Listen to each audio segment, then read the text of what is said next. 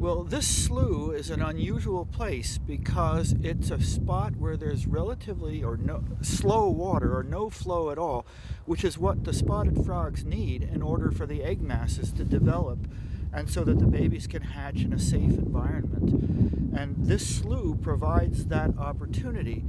Now, it's really not the best possible place because the water flow has been going up and down in this channel as the river flow is adjusted over the recent years. But still, this is a population of these frogs which has managed to hold on right here. And so because these frogs are in such dire straits now, we really need to protect every one of these populations. And this is one of those that really needs protection.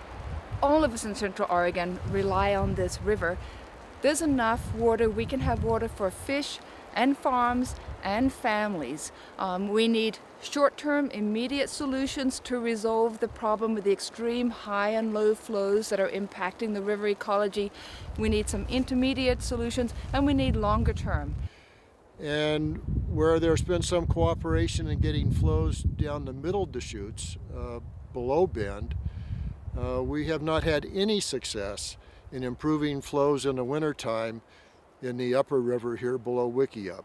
Even this year, we could reach October of this year and not turn the river off like has happened historically. We could keep it at 300 cubic feet per second, let the river ecology recover, and we can do that this year through policy measures. The different irrigation districts can share the water. There are different strategies developed by the Deschutes River Conservancy and the stakeholders involved with the Deschutes River, including the irrigators, ways that we can ensure that there's water staying in the river and all of the irrigation districts getting their supplies. The river's banks have vegetation which are tremendously important to the animals and plants that live here. The bottom of the stream, which is called the benthos, that's the most important part of it.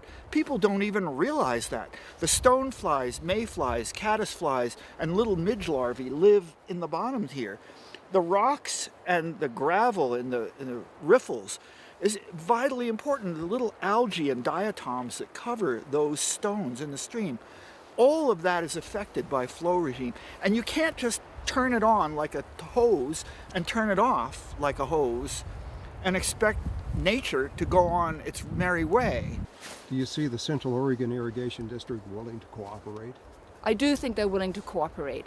I think they need the public to both support them and give them a good nudge and say, guys, we know that change is hard, but it's time, and this is everybody's river. If we want a sustainable future for all of us, then we have to change.